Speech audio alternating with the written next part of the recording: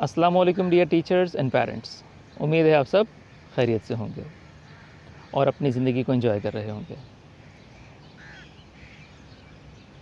آج سے 203 سال پہلے 1819 میں امریکہ کی ریاست میساچیوسیٹس میں ایک شخص پیدا ہوا۔ اس کا نام تھا ایلس ہووے۔ ایلس ہووے نے صرف اور صرف 48 سال کی زندگی پائی، لیکن اس نے اس چھوٹی سی زندگی میں انسانیت کو، اس دنیا کو بڑا قیمتی تحفہ دیا، اور وہ تحفہ سلائی مشین کے نام سے جانا جاتا ہے۔ جی ہاں، ایلس ہووے نے 1845 میں سلائی مشین ایجاد کی۔ جب اس نے سلائی مشین ایجاد کر لی تو اس نے دیکھا کہ اس کی ایجاد کردہ سلائی مشین میں کچھ پرابلم ہے، اور وہ پرابلم یہ ہے کہ اس سے جوتے تو سلائی ہو جاتے ہیں، لیکن اس سے کپڑوں کی سلائی ممکن نہیں ہے۔ جب وہ کپڑوں کی سلائی کرتا تو کپڑے پھٹ جاتے۔ وہ بڑا پریشان ہوا۔ اس نے اس مسئلے کو حل کرنے کے لیے بڑی کوشش کی، بڑی تگ و دو کی، لیکن کوئی مسئلہ اس کا حل نہ ہو سکا۔ اس نے بہت سوچا، اور جب اسے اس مسئلے کا حل نہ ملا تو پھر ایک دن یہ ہوا کہ اس نے خواب دیکھا۔ اس نے خواب میں دیکھا کہ وہ ایک قبیلے میں ہے، اور وہ وحشی قبیلہ ہے۔ اس کے سردار نے اسے پکڑا اور اسے کہا کہ اگر تم نے 24 گھنٹے میں ہمیں سلائی مشین تیار کر کے نہیں دی تو ہم تمہیں قتل کر دیں گے۔ اب تو جناب ایلس ہووے بڑا پریشان ہوا۔ اس نے بڑی کوشش کی کسی طرح سے یہ مسئلہ حل ہو جائے، لیکن مسئلہ حل نہ ہوا، اور 24 گھنٹے گزر گئے۔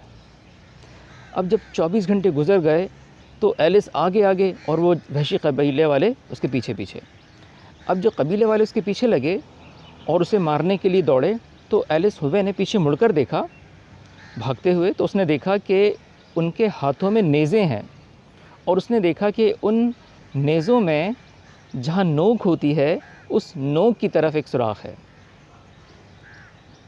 ایلس ہووے کو اپنے مسئلے کا حل نظر آ گیا۔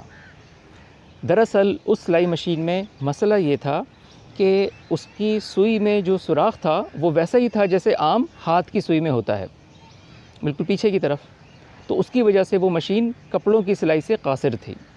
لیکن جب اسے یہ سلوشن ملا اس خواب کے ذریعے سے تو اس کا مسئلہ حل ہو گیا، اور ایگزیکٹلی اس کے بعد دنیا کو بہترین سلائی مشین میسر آ گئی۔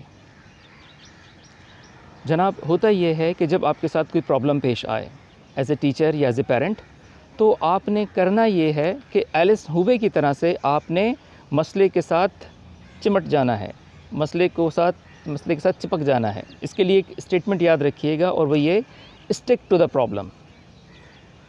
مسئلے کے پیچھے پڑ جاؤ۔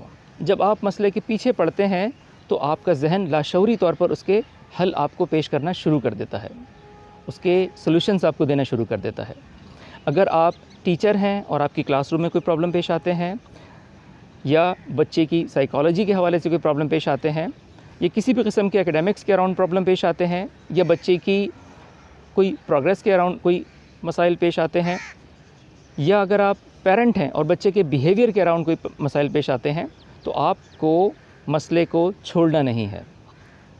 چند دنوں میں آپ کو اس کا سلوشن مل جائے گا۔ آپ کا لاشعور جو ہے وہ اس مسئلے کا پرٹیکولر سلوشن جو ہے وہ آپ کو دے دے گا، جیسے کہ ایلس ہووے کو ملا۔